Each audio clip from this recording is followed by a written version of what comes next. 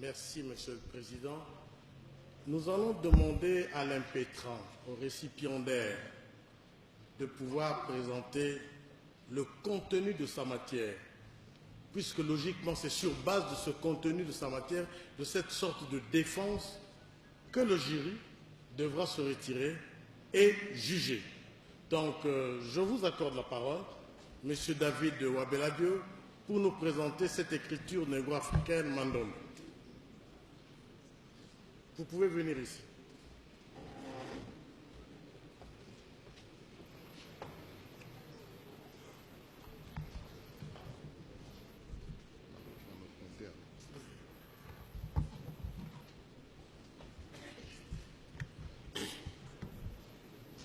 Excellences, Monsieur le ministre de l'Enseignement supérieur et universitaire, Messieurs les membres du corps académique et scientifiques présents en ces lieux, distingués invités, Mesdames, Mesdemoiselles et Messieurs.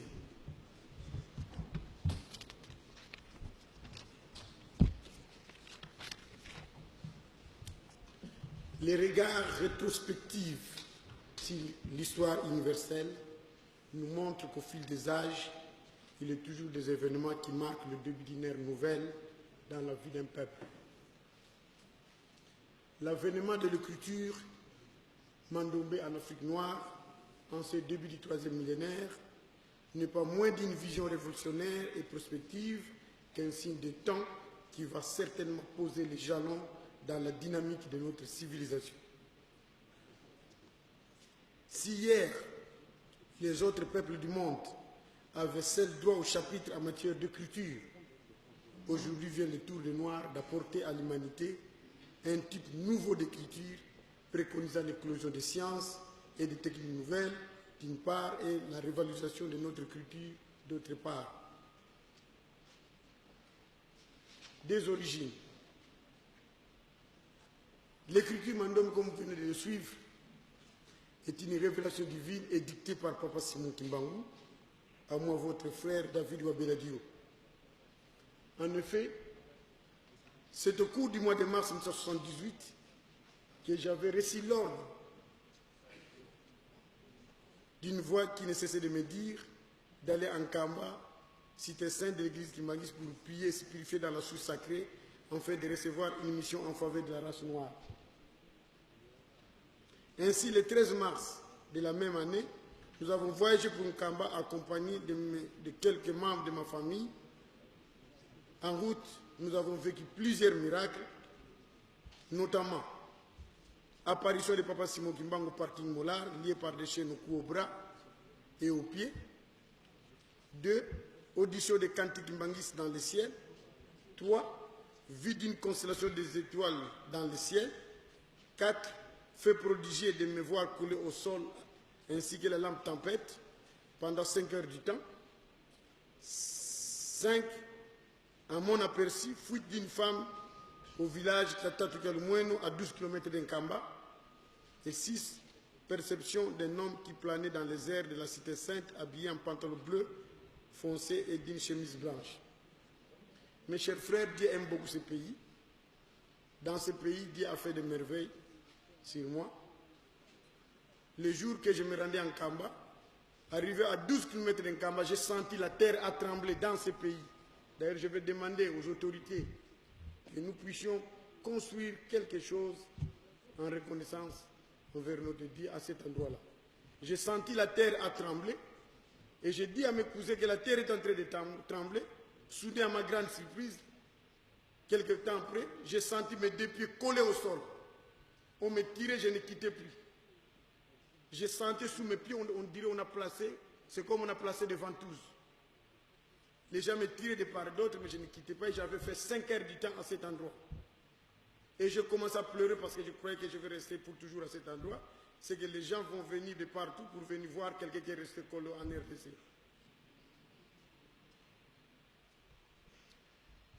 Après avoir rempli ses devoirs, de retour à Kinshasa, nous avons rencontré le premier chef spirituel de l'église Kimbangis pour des conseils vis-à-vis de tout ce que nous avions vécu au cours de ce voyage de Kinshasa en Kamba. Ainsi, il nous dira, je cite, « Jeune homme, tu as une mission, une grande mission. Tout ce que vous avez vécu, ce sont des signes qui montrent que tu es choisi par mon Père. Mais personne ne te dira la mission que tu vas avoir. Lui-même viendra te révéler la mission. C'est pourquoi, à partir de Saint-Esprit, tu dois commencer à beaucoup prier, car c'est par la prière que tu vas entrer en contact avec lui. Fin de citation. De retour à la maison, je me suis enfermé en chambre pour jeûner et prier. C'était pour demander pourquoi j'étais resté collé au sol. Et qu'est-ce que cela veut dire? Quelle est la mission que vous allez me donner? Après 8 mois de prière, où ma famille m'a privé même à manger parce que les gens du quartier commencent à leur dire, mais puisqu'il ne sort plus, il continue à prier. Privez-lui la nourriture, vous verrez qu'il va sortir de cette chambre. Et j'ai supporté pendant 8 mois, je ne faisais que prier. Et un jour, en observant les briques de mur de ma chambre qui étaient induites à la partie, qui n'étaient pas induites à la partie supérieure, je devais découvrir que le mur de briques est composé de 2 éléments qui ont la forme des chiffres 5 et 2. Excusez-moi, ce ne sont pas des chiffres, mais ce sont des éléments qui ont la forme des chiffres 5 et 2. Ce fut alors le point de départ de l'écriture Mandombe. Nous le lisons dans les Saintes Écritures. Il en est de même pour les Égyptiens qui attribuaient la révélation de l'écriture à leur dieu Thoth. Autant qu'aujourd'hui, nous venons de bénéficier, en ce début du 3e millénaire, de la révélation de l'écriture Mandombe par Papa Simon Kimbangu. À propos de l'Afrique, malgré les 5000 ans d'écriture en son sein, elle demeure un continent d'oralité, sans une écriture valable. Alors que point n'est besoin de vous rappeler que l'Afrique est le berceau de l'humanité. Car l'histoire nous dit que les grands chercheurs du monde, comme Pythagore et autres, ont étudié en Égypte, où nous trouvons aujourd'hui plusieurs vestiges qui datent de millénaires. Les pyramides étaient construites à partir de grandes pierres taillées, superposées comme sur le mur de briques, auquel nous avons découvert l'écriture Mandombe qui fait partie de l'égyptologie. Comme disent les sages, quelle que soit la durée de la nuit, le jour finit toujours par poindre à l'horizon. Aujourd'hui, l'Afrique noire a une écriture multidimensionnelle qui est notre contribution au rendez-vous du donner et du recevoir. De la découverte. La science, mes chers frères, est un phénomène dynamique. Cela étant, les chercheurs ne se laissent jamais déprendre dans ce travail de longue haleine qu'elle leur impose. Recherche qui, du reste, conduit généralement dans un avenir, la plupart des fois non, à des résultats escomptés. Faisant fort de cette expérience, nous avons réussi à enraciner l'écriture négro-africaine qui, à plusieurs titres, préconise l'évolution d'une forme de science partant de la mécanique, de l'architecture, de l'art plastique, des lettres, de la mathématique, etc. Nous l'appelons Mandombe, mot du Congo comme vous venez de le suivre, qui veut dire l'écriture des Noirs pour les Noirs à la manière des Noirs. Comme nous venons de l'énoncer, l'écriture Mandombe est partie des éléments trouvés sur le mur de briques. C'est-à-dire, en observant le mur de briques, je me suis rendu compte que le mur de briques est composé de 2 éléments qui ont la forme de chiffre 5 et 2. C'est-à-dire, les jouets d'éléments sont formes pour joindre les briques. Vous avez le chiffre 2, vous avez le chiffre 5 partout. Vous avez le chiffre 2, vous avez le chiffre 5. Vous avez le chiffre 2, vous avez le chiffre 5. Vous avez le chiffre 2, vous avez le chiffre 5.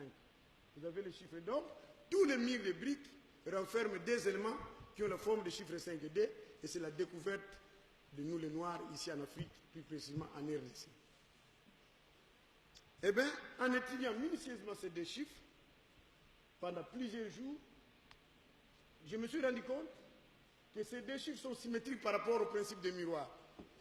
C'est-à-dire, si vous prenez votre miroir, le petit miroir que nous utilisons pour regarder la figure, vous regardez le chiffre 5, allez faire cet essai aujourd'hui à la maison, cette expérience, vous verrez l'image dans le miroir deviendra 2 et vice-versa.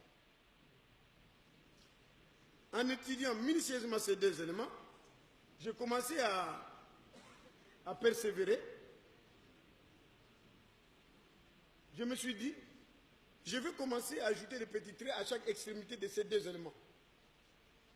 Ici, vous avez le chiffre 5, ajouté d'un petit trait à la partie inférieure. Notre 5 devient le chiffre 6. Là, ajouté d'un petit trait à la partie supérieure, notre 5 devient 9. Or, dans le miroir, 2 devient 5 et 5 devient 2. Donc, si nous avons le chiffre 2, dès que nous ajoutons un petit trait à la partie supérieure, l'image de cet élément nous donnera 6 dans le miroir. Et de même, 2 ajouté d'un petit trait à la partie supérieure nous donnera dans le miroir le chiffre 9. Et c'est comme ça que j'ai découvert que ces deux éléments, cette écriture doit avoir indubitablement 4 positions à partir de l'ajouter de petits traits à chaque extrémité de ces deux éléments qu'on a trouvés sur le mur de briques.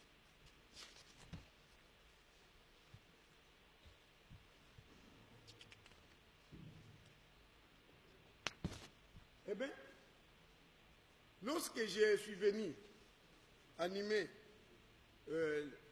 la conférence ici à l'Université de Kinshasa, à la Faculté des Sciences, et puis on m'avait recommandé à l'Institut de recherche scientifique chez le professeur Lofo, qui était à ce moment-là directeur du département des sciences naturelles et appliquées. Le professeur Lofo, quand il a vu ces éléments, il a beaucoup apprécié ça et il m'a donné des conseils. Il m'a dit il faut donner des noms parce que j'appelle ça toujours des chiffres, chiffre 5, chiffre 2. Il m'a dit il ne faut plus appeler ça des chiffres, ce ne sont pas des chiffres, vous avez découvert ça sur le mur de briques. Ce sont des éléments qui ont la forme des chiffres 5 et 2, mais qui ne sont pas des chiffres.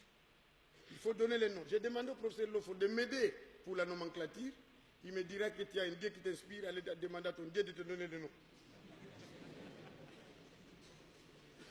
Et après, j'ai commencé à méditer, j'ai dit, mais je ne peux pas continuer à demander à Dieu de me donner les noms. Parce que dans la Bible, on nous dit que c'est Adam qui donnait les noms à tout ce que Dieu avait créé.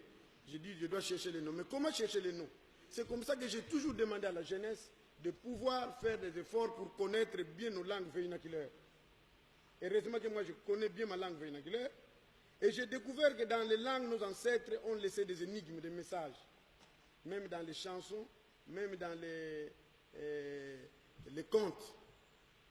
Et j'ai découvert une chanson qu'on chantait dans tous les royaumes Congo, à partir de Bandundu jusqu'au Gabon là-bas.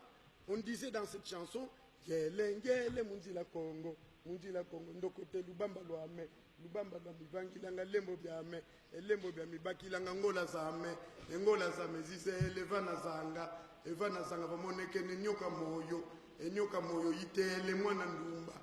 Emwana ndumba kaidi waitate mune Kongo emune Kongo mwakane ngoma tanu zisanga pakundungu epakundungu pelekete pakundungu epakundungu pelekete. Donc dans cette chanson là nos ancêtres ont compris que l'air tam-tam avait deux sons, avait des onomatopées, le son de Pakundungu et le son de Peleketi. Même quand on voit aujourd'hui la Faki jouer, ils ont la grosse caisse qui fait Pakundungu. Pakundungu et la caisse claire qui fait Pelekete, Pelekete, Pelekete. Donc, et c'est ça qu'on appelle chez les Japonais les yin et les yang. Si aujourd'hui on vous demande, vous les noirs, quel est votre yin, quel est votre yang, dites que c'est le Pakundungu et les Peleketi. Bon, alors j'ai évolué. Les deux éléments qu'on a découverts sur les murs de briques, j'avais, après beaucoup de recherches, compris que ce sont des éléments qui sont à l'état simple. Tandis que les 4 éléments qui portent des petits traits à chaque extrémité, ce sont des éléments transitoires, des éléments composés qui vont nous permettre de passer du simple au complexe. Et quand je fais la fusion, de l'élément composé et de l'élément simple, j'ai découvert cette clé ici, que nous appelons la clé du premier temps, ou la clé fondamentale dans sa position initiale. Et j'ai commencé à étudier cette clé pendant plusieurs jours, plusieurs mois. Plus tard, je me suis rendu compte que les petits traits là que j'ai ajoutés à 5 pour faire 6, Ce petit trait-là, je peux le faire parcourir une course de moitié sa valeur en mouvement cyclaire continu. En le faisant parcourir une course de moitié sa valeur en mouvement cyclaire continu, l'ensemble de cette clé va commencer à se métamorphoser. Et quand ça a commencé à se transformer, j'avais retenu 5 temps. Et plus tard, je me suis rendu compte que ce sont de nouveaux types d'angles que nous venons encore de découvrir. Vous avez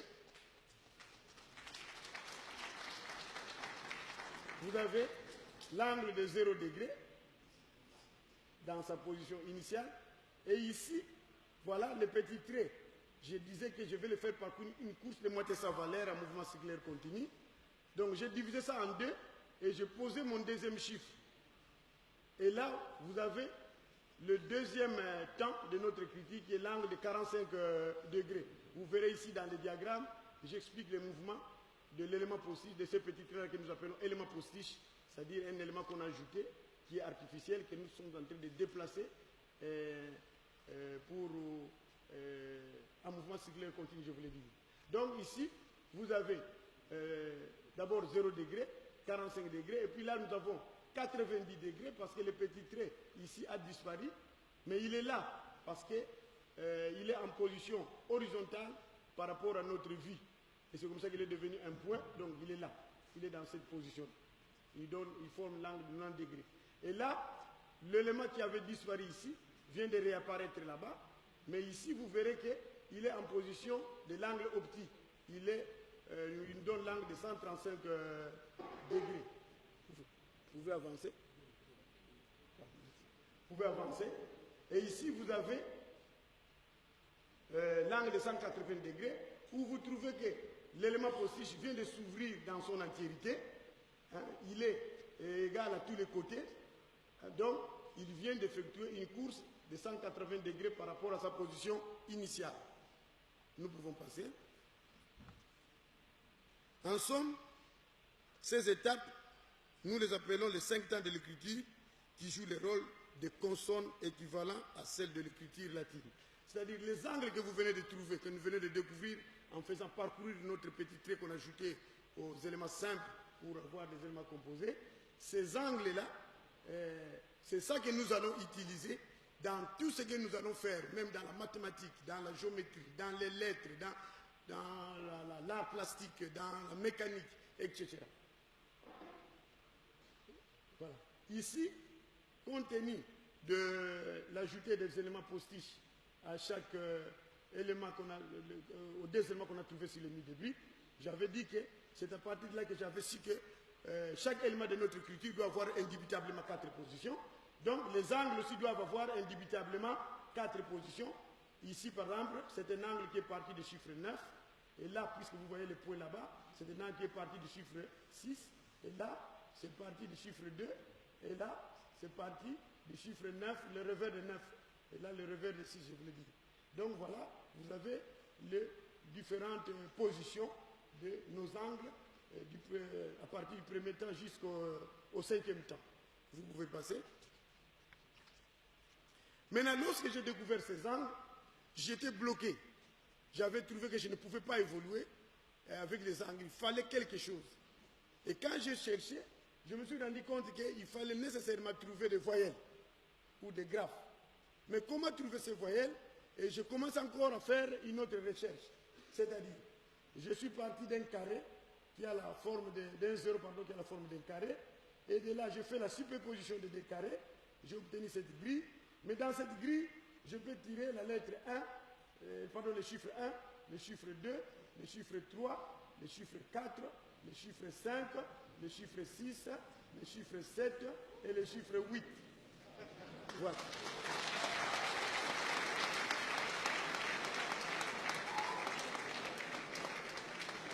Après avoir trouvé tous les chiffres, puisque c'était un tremplin, on n'avait pas besoin de ça, c'était pour trouver les voyelles que nous allons utiliser dans notre écriture, que nous allons associer à nos angles. Et là, j'ai fait maintenant l'union de ces 2 8. Et là, nous avons obtenu une grille à 4 petits carrés. Et ici, j'ai dit, je vais tenter un peu de tirer les lettres. Je tire, je vois la lettre A, mais la lettre B n'est pas là, la lettre C est là, la lettre E est là, la lettre F est là, la lettre G est là, la lettre H est là, I est là, J est là, H, J, H, I est là, K n'est pas là, L est là, M n'est pas là, N n'est pas là, O est là, P est là, I est pas P, Q n'est pas là, R n'est pas là, S est là, ST est là, I est là, V n'est pas là, W n'est pas là, X n'est pas là, Y est là, et puis Z. Et pour avoir toutes les lettres, qu'est-ce que je fais? J'ai introduit des diagonales dans cette grille. C'est comme ça que j'ai introduit des diagonales, de manière qu'elle nous divise cette grille en 8 petits triangles isométriques. Et là, j'ai commencé à tirer les lettres qui manquaient. Vous avez par exemple la lettre B qui manquait, la lettre K qui manquait, la lettre M qui manquait, la lettre N qui manquait, la lettre Q qui manquait, la lettre R qui manquait, la lettre V qui manquait, la lettre W et la lettre X. Je n'avais pas besoin de tout ça. Je me suis dit, on ne nous a jamais appris comment ils ont inventé leurs écritures. Mais on nous apprend toujours qu'il faut écrire la lettre A comme ça, la lettre B comme ça. Si les chercheurs qui avaient inventé ces lettres étaient partis de cette manière-là, c'est à partir de cette grille qu'ils avaient trouvée, tant pis. Moi aussi, je vais tirer mes histoires ici, dans la même grille. Je tire quelque chose, retournez d'abord. Donc je tire la lettre A comme ça, la lettre E comme ça, la lettre I comme ça, la lettre O comme ça, la lettre U comme ça, et puis il y en a plusieurs. Et puis il y a des lettres mortes, en fait disons que nous appelons des graphes muettes, par exemple ici, qu'on peut utiliser dans l'art, dans l'architecture, dans la mécanique, etc. Donc voilà comment nous avons trouvé nos voyelles, notre écriture pour écrire à 5 voyelles. La voyelle A, la voyelle E, la voyelle I, la voyelle O et la voyelle U. Vous pouvez passer. Eh bien, pour écrire, pour aller vite, qu'est-ce que nous faisons? Nous associons ces angles aux voyelles. Ce qui nous donne ici la syllabe ba. Et ici, je viens d'écrire, c'est-à-dire vous associez l'angle à la voyelle pour avoir une syllabe. Et ici, par exemple, vous avez ba. Qu'est-ce que j'écris ici? Bana, Congo, Mbote, na, Bino.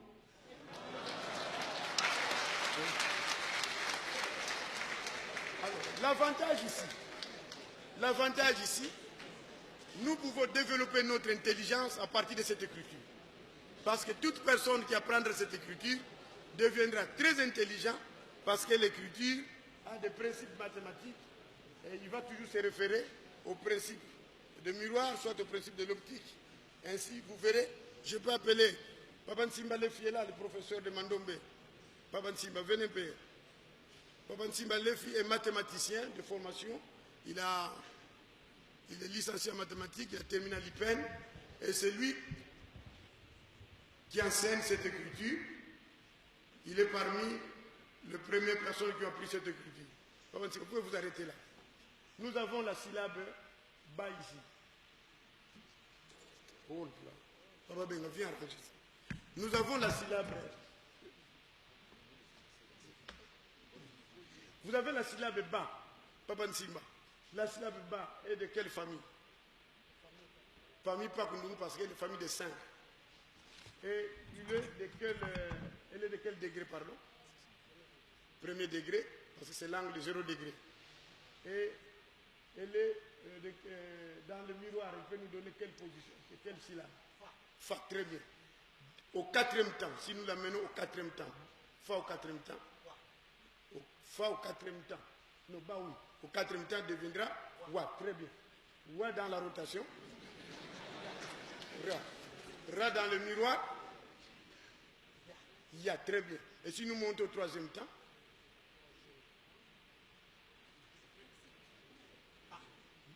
au 3e temps, ta, très bien, vous pouvez rentrer. Donc voilà.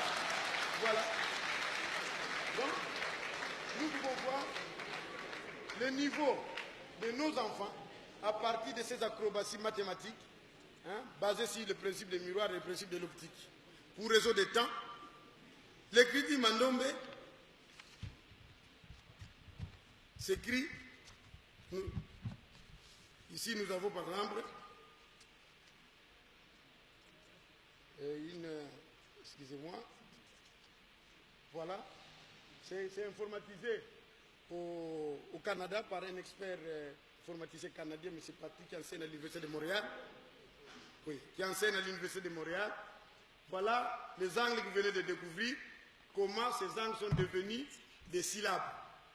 Eh bien, en ce qui concerne l'art, je disais que les savants ont des écritures scientifiques. C'est dans ces écritures qu'ils découvrent, c'est dans ces écritures qu'ils découvrent des connaissances. Et nous venons de découvrir ça. Eh bien, vous avez par exemple, ici, l'élément Pakundungu, associé à cet élément que nous avons tiré toujours dans la... Parce que vous ne pouvez pas sortir de cette grille-là. Tous les éléments que vous allez utiliser en cette écriture, que vous pouvez, disons, que vous allez toujours associer aux angles ou soit aux éléments découverts sur le mur de briques, doit toujours être tiré dans cette grille-là.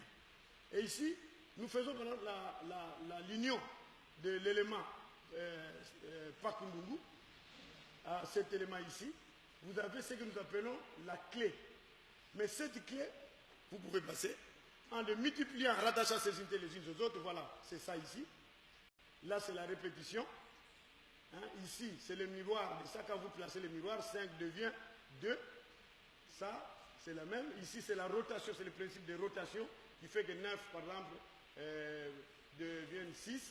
Vous avez la rotation de ça, la rotation de ça, la rotation de ça, la rotation de ça. Et quand vous fusionnez, vous allez... Voilà, ça vous donne une figure artistique. Et là, vous verrez, il y a la tête, il y a les bras, il y a les pieds.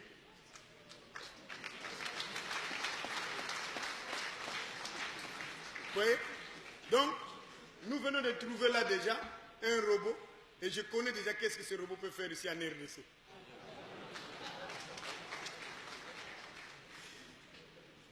Vous pouvez passer rapidement. Ici, vous avez, à partir de cet art toujours, j'ai déjà formé plus de 5000 personnes qui ont déjà pris cet art et qui font de très bons motifs. Et ces motifs, c'est-à-dire, tels que vous voyez là, ce sont des combinaisons de chiffres, mais maintenant des chiffres et des angles qui prennent maintenant des encoches que vous pouvez combiner. Et lorsque vous terminez à combiner, vous formez ce que nous appelons la matrice. À partir de cette matrice, c'est à vous maintenant de choisir les parties utiles que vous pouvez décorer pour faire sortir, par exemple, des beaux dessins pour les pagnes de nos femmes, nos tapis, nos carreaux, nos papépins, ainsi de suite. Mon frère ici, M. Benga, que j'ai formé aussi, M. Benga, venez ici. La fois passée, ils sont allés exposer ça à l'ITEX Africa. Le blanc de l'ITEX Africa, à ce moment-là, est venu, il a appelé tous les dessinateurs. Ils ont placé ça plus loin là-bas sur terre, ils ont commencé à regarder ça. Il a dit, depuis que je suis en Afrique, c'est pour la première fois que je trouve des beaux dessins comme ça. Mais comment vous faites ça? Et lui a dit que nous avons trouvé ça à partir de notre écriture. Il a dit, mais ce n'est pas possible, nous allons signer un partenariat avec vous, un protocole d'accord avec vous, pour que ces dessins soient versés ici à l'ITEX Afrique, afin que nous puissions faire de beaux motifs. Vous pouvez rentrer, monsieur.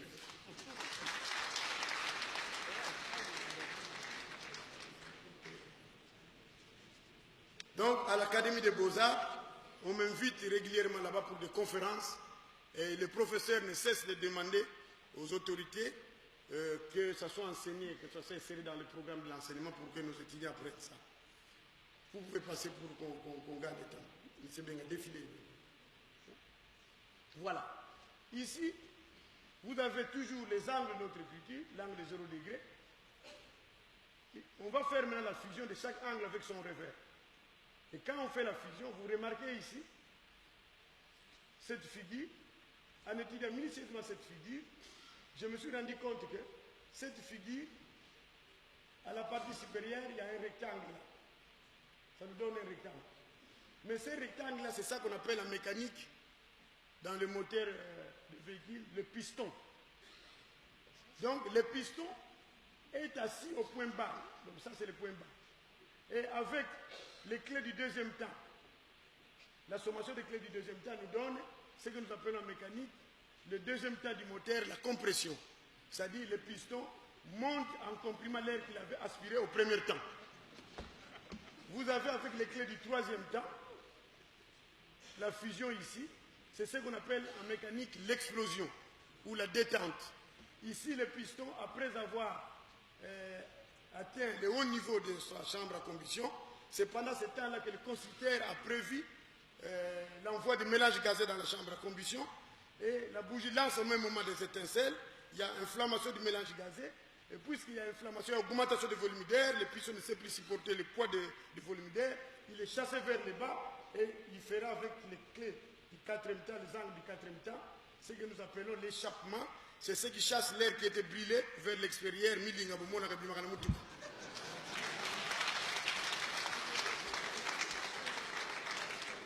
Vous pouvez défiler. Ici, M. Nsimba, qui est mathématicien, qui venait, que je vous ai présenté ici, il est chercheur au Centre de recherche pour la mathématique. J'avais découvert plus de 250 théorèmes de Pythagore. Et j'avais compris que le théorème qu'on nous enseignait en classe de Pythagore, c'est un théorème qui est statique. Mais à partir de l'écriture Mandom, parce que les angles d'écriture Mandom, ce sont des angles qui sont mobiles. Hein? Et nous avons trouvé que ce théorème, nous pouvons la rendre aussi mobile. Et la mobilité de ce théorème, nous l'avons découvert à partir des angles de temps. Mais ici, vous avez par exemple l'élément simple, Pakundungu. Ici, nous allons, j'ai dit, je vais faire parcourir cet élément. Je vais l'imprimer un mouvement circulaire continu. En l'imprimant, le mouvement circulaire continu, je me suis d'abord rendu compte aussi que cet élément ici, dans sa position-là, il est en position verticale. Tandis que ici, notre élément ici est en position horizontale, couché. Et je continue comme ça, en position verticale. Et par verticale, oui. Et là, en position horizontale. Maintenant, en faisant la fusion de ça, nous trouvons ce que nous appelons un cadre. Ce cadre, c'est l'ensemble de ces éléments formant un tout cohérent. Mais vous remarquez que nous avons placé le point d'intersection. Et ces points d'intersection, en les joignant, vous avez ce que nous appelons en mathématiques les carrés des hypoténuses. C'est ça. Alors, maintenant, si nous arrivons à couvrir le périmètre de ce cadre en couvrant ça ici, nous avons ce que nous appelons la surface du grand carré. Et vous verrez que partout, il y a des lignes qu'on peut suspendre, éliminer, disons. Vous avez ici le triangle rectangle A de la surface du grand carré, le triangle rectangle B de la surface du grand carré toujours, C de la surface du grand carré, et puis D de la surface du grand carré. Mais à l'intérieur, vous verrez le triangle rectangle 1 de carré des hypoténuses, 2 de carré d'hypoténuse, 3 de carré d'hypoténuse, 4 carrés, et au milieu, nous avons le petit carré du centre de gravité. En l'air qu'il est, nous sommes en train de travailler avec les mathématiciens du CREM. J'ai animé une grande conférence là-bas. Tous les mathématiciens ont reconnu cette mathématique, ils ont appelé de l'éthino-mathématique. C'est une mathématique qui est liée à notre culture.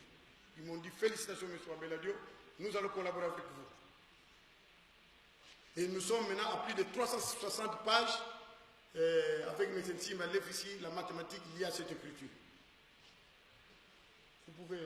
Ici, nous avons découvert ce que nous pouvons appeler de progressions arithmétiques. C'est-à-dire, je me suis rendu compte qu'en faisant l'union de l'élément composé et de l'élément simple, nous avons ce que nous avons appelé la clé du premier temps dans sa position initiale. Mais cette combinaison, c'est une combinaison numérique, parce que nous sommes partis des chiffres 9 et des chiffres 5. Mais nous pouvons aussi décomposer ça en trouvant cette même clé, parce qu'il y a une deuxième possibilité, en faisant l'union de ces rectangles et de la ligne brisée ici. Alors, en étudiant cette ligne brisée, dans son ensemble, je me suis rendu compte que cette ligne brisée a 5 côtés. Il y a 1, 2, 3, 4 et 5. Or, ceci, le Pakundu a aussi 5 côtés. 1, 2, 3, 4, 5. Ce qui veut dire que cette ligne brisée est égale à 5. Donc, c'est ce 5-là qui est devenu cette ligne brisée. Et tandis que le carré ici a aussi 6 côtés qui sont 1, 2, 3, 4, 5, 6. Donc, en faisant une étude sur cette combinaison, je me suis rendu compte que 5 est égal à ça et 9 est égal à ceci dans sa position initiale.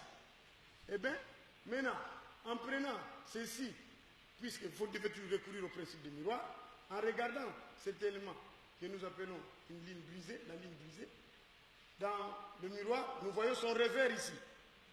Et en combinant maintenant, si cette ligne, par exemple, a 5 cm, c'est que ici nous aurons 10 cm. Et là nous aurons 15 cm. Et là nous aurons 20 cm. Et là nous aurons 25 cm. Et là nous aurons 30 cm. Et ainsi de suite jusqu'à l'infini. Donc, ça, ce sont des progressions arithmétiques que nous sommes en train de développer en collaboration avec les chercheurs du Centre de recherche pour la mathématique. Ici, j'ai essayé aussi de mener des recherches dans le domaine de la statistique.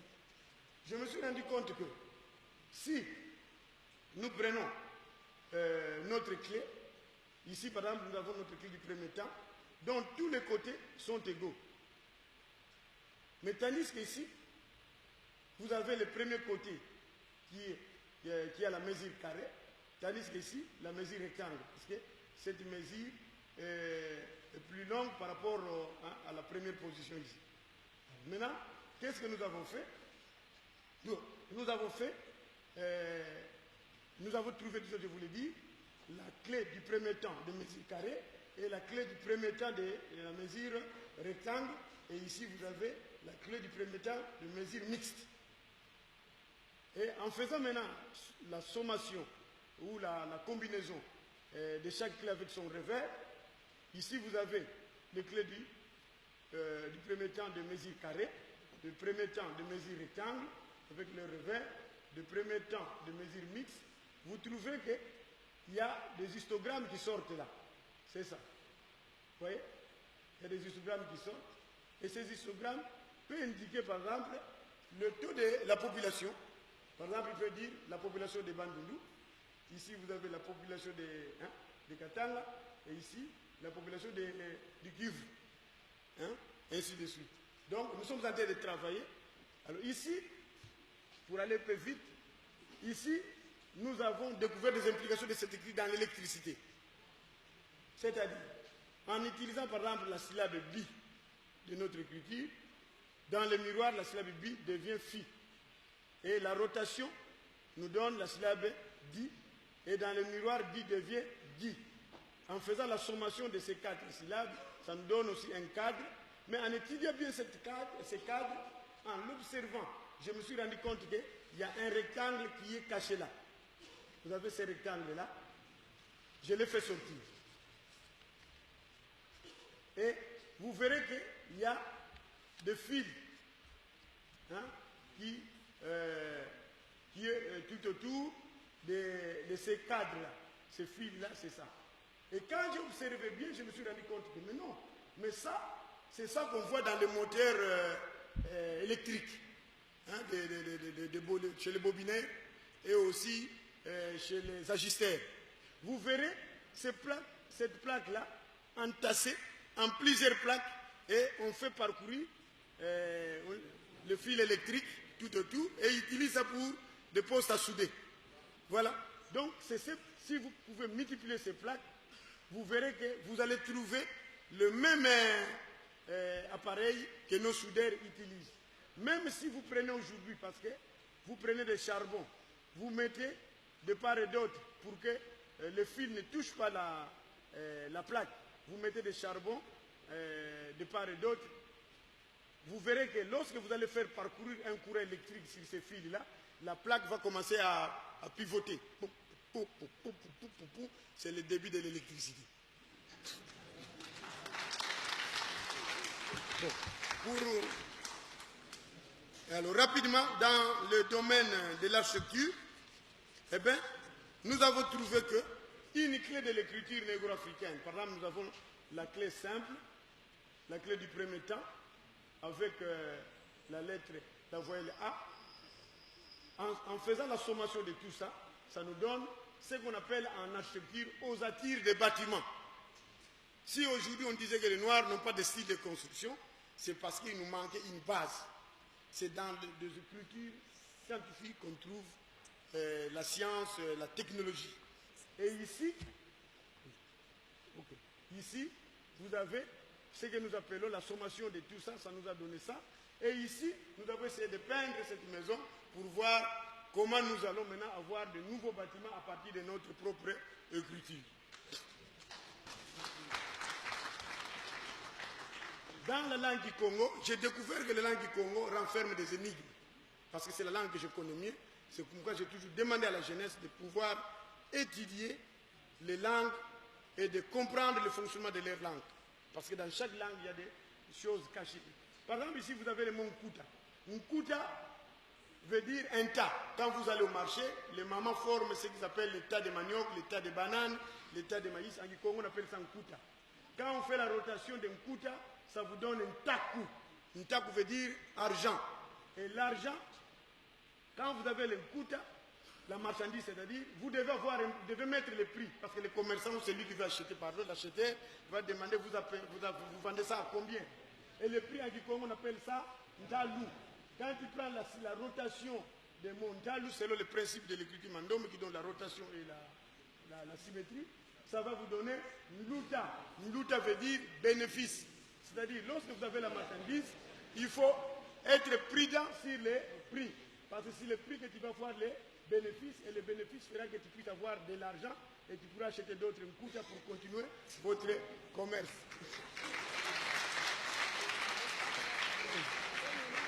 Bon. Le reste, on va en parler dans le couloir.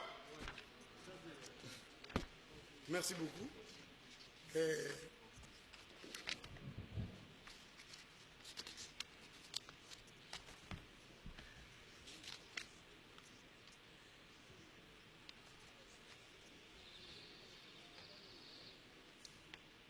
L'écriture Mandome, tel que vous venez de le suivre, est déjà, nous avons déjà formé plus de 200 000 personnes à travers le monde.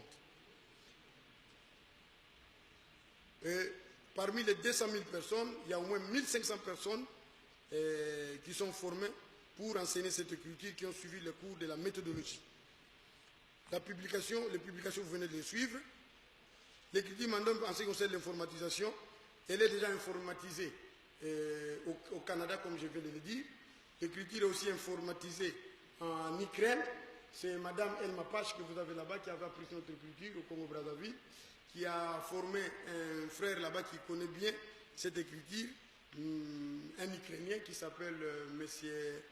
Revencha. C'est celui qui a informatisé notre écriture au niveau de l'Ukraine. Et en France, il y a aussi un jeune qui a défendu, qui a informatisé cette écriture, qui a fait son travail de fin d'études, sujet de l'informatisation de l'écriture Mandome. Il est en train de former des logiciels, il a commencé même déjà à les vendre.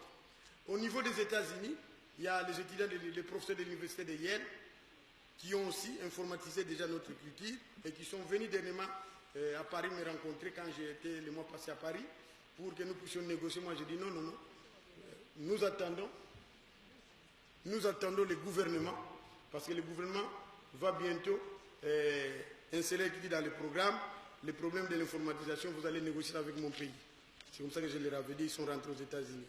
Pour clôturer, laissez-moi vous dire un message qui m'a toujours réconforté pendant les moments difficiles de ma vie de recherche. C'est écrit ici à la faculté, et ici par un professeur de la faculté de droit qui était membre du jury pour cette écriture, le professeur Louis Makatanji. Monsieur Wabeladio, votre invention est assurément de celle qui va démystifier la question à divers égards lancinante. celle des transferts de technologie, notre indépendance économique, c'est-à-dire notre développement, passera nécessairement par la mise à contribution de l'imagination humaine, laquelle est inépuisable de la part des fils de ces pays. Aussi dois-je me féliciter comme à l'avance que grâce à des hommes comme vous, l'Afrique connaîtra de lendemains prometteurs. Ce message m'a toujours réconforté, parce que j'ai été sollicité pour changer la nationalité.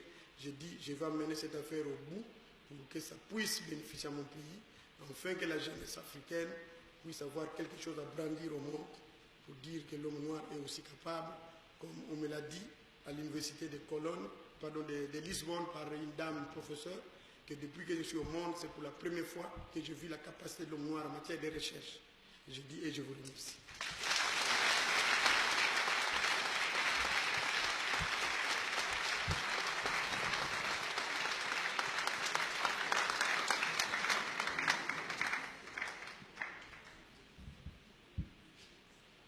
Merci infiniment.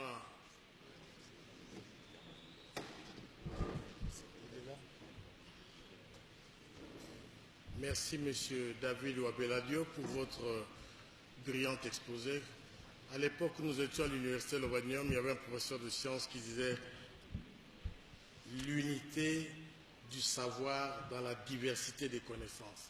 C'était le professeur Craé, que beaucoup d'entre vous connaissent.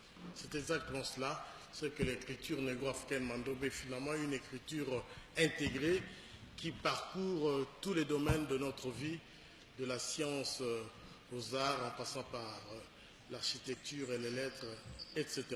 Nous saluons l'arrivée dans la salle du secrétaire exécutif permanent de la CPGL en matière des universités, le professeur Toumbalwa.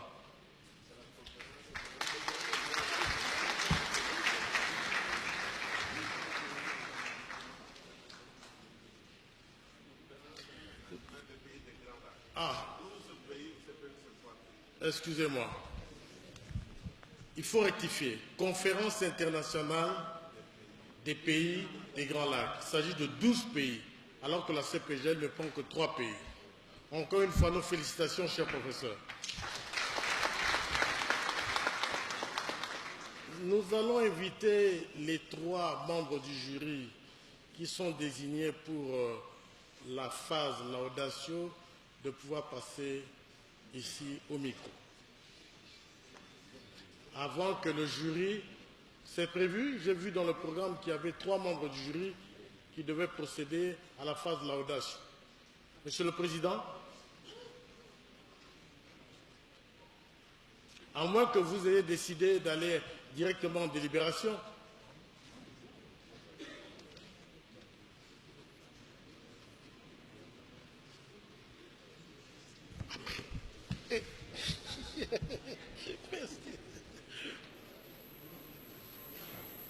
le jury se concerte.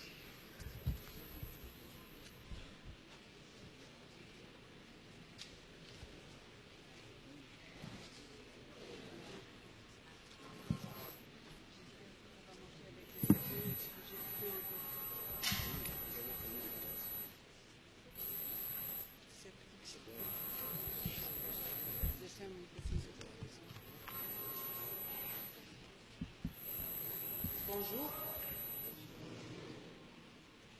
Représentant la faculté des lettres de l'Université de Cologne en Allemagne, je salue Votre Excellence, le ministre de l'Enseignement supérieur, professeur Majako Mamba, vos magnifices les directeurs des universités Kinshasa, Kisangani, Lubumbashi, Simon Kibangu,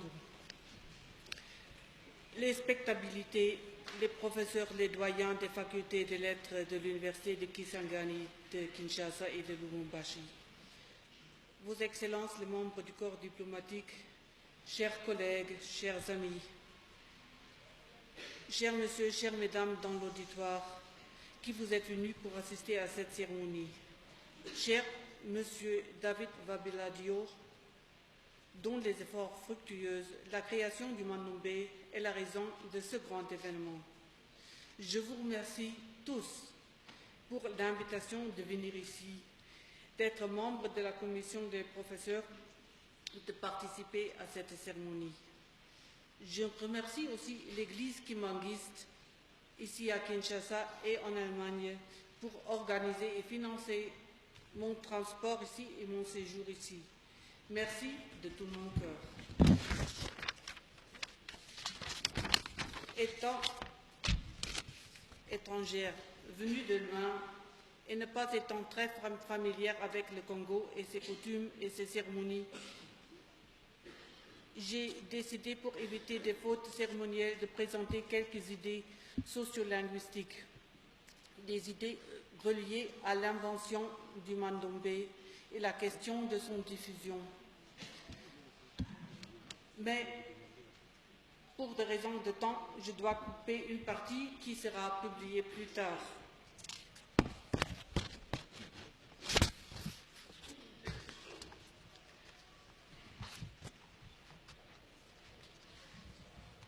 La sociolinguistique est la sous-discipline de la linguistique qui étudie les écritures et leurs usages. Ainsi, je m'adresse à vous comme sociolinguiste.